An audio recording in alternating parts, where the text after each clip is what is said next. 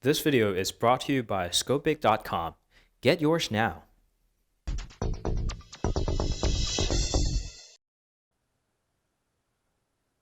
Hey guys, welcome back. This is Phil from theCage.com, and this is the Huawei Mate 9 Pro, the latest and the greatest from Huawei. It's their flagship, and they boast a dual-curve display and the latest Kirin 960 octa-core processor, which is an in-house built system on a chipset.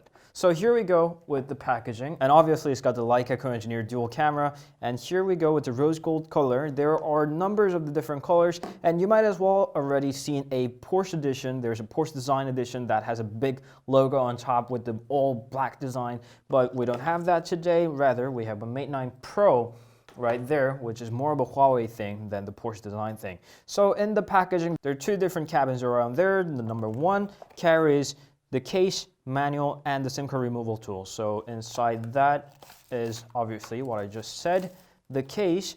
So there's a free case with the little half translucent black toned case. It's a plastic, and it's a good thing that you have a protection instantly when you purchase your phone. And here are some warranty cards and the quick manual guides. I don't speak Chinese, so we're going to just put it there. And the second box contains earphone, charging cable, and the charger itself. So we can side open that right there, and we have a charger. Huawei calls this a Huawei Supercharge. So Supercharge enables 5 volts to a 4.5 volts with 5A or 5 volts with 4.5A, and that should give you 22.5 watts in total. And here is the USB Type-C cable. So obviously the Mate 9 Pro, as the latest smartphone, has a USB Type-C port on the bottom for the data transfer and the charging, the Supercharge. And one side is the USB Type-C, and another is a USB Type-A, and interestingly enough, they adopted for a purple plastic there. Usually the USB 3.1, Gen 1 or Gen 2 has a blue coloring to distinguish themselves from the past generation of the USB, but they have the purple one. And here are earphones, and I don't think Huawei should be proud of this. This looks too much like the EarPods, and there's no way denying it. The most notable feature over here is that it's got the dual curve display first in Huawei. Now, along with Samsung, there are a few different Chinese manufactured phones that adopted for the dual curve display. So this is one of them, 5.5 inches QHD resolution, and right under that are two capacitive keys, back and multitasking, that you can switch the order, and the home key that doubles as a fingerprint reader. And it's not actually a button, it rather just stays there as a capacitive button, so you can simply touch that to go home or launch your assistant. That's a f1.98 megapixel camera with autofocus. I'm not really sure if that's a good thing. Of course it's a good thing.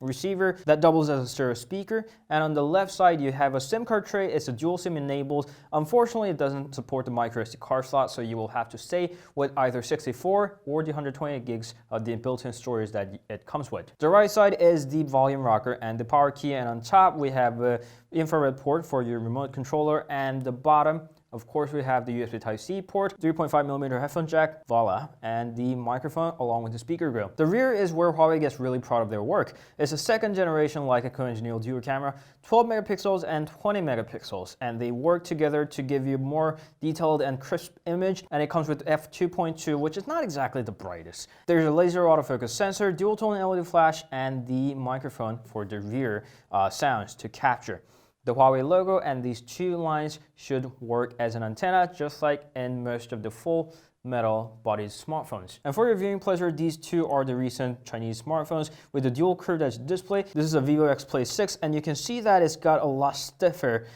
edge angle right there on this and the other side, while the Mate 9 Pro has more of a lighter approach at the curved angles. Comparing the size with the another Huawei, this is a P9 Plus, and they share almost the same physical dimensions, 5.5 inches, and this also comes in 5.5.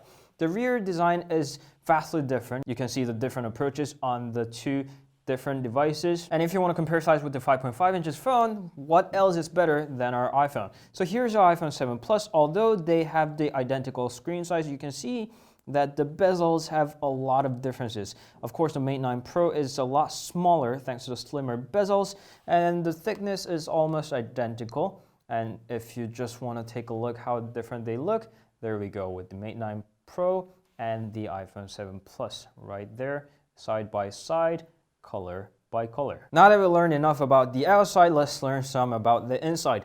So it's got a lot of different languages, so we're going to go for English and agree on those. So we have set up the phone, and this is the launcher. And just like another Huawei devices, it doesn't have the app drawer unless you set it up there. With the new update of the EMUI 5.0 and the Android Nougat, as you see over there, you can change the home screen style to the one with the drawer. Give it a few seconds, and now here comes an app drawer where there are only icons that you choose to be on the outside, and the rest is there. You can scroll down there to the index to find the app that you want, and that's how the launcher looks like. Now to the settings, explaining more, you can choose between 4 gigs of RAM and 64 gigs of storage, or 6 gigs of RAM and 128 gigs of storage. The notification toggle looks like this. You can expand that further. And talking about the Leica dual camera, we can launch the camera, and there is of course the Pro mode where you can choose the ISO, exposure, shutter speed, and the autofocus or manual. And of course you can choose that aperture mode, wide aperture enabled. Of course it doesn't change the aperture itself, they're pretty much fixed, but you can combine two lenses together, so you can choose between the f0.95 to f16 to get wider or narrower field of depth. We can do that and take a photo right there. And there's a vivid color mode, standard and smoother colors, so you can choose the color scheme that you want. And running all that feature is a 4000 milliamps of built-in battery right there. We're not really sure how long it's gonna last and how it performs in real life, so we'll go ahead, test it, and we'll be able to tell you more details about the Mate 9 Pro. You can meet us on Instagram, Facebook, Twitter, and Google+. Until then, this was the Mate 9 Pro, and we'll see you guys later. Ciao.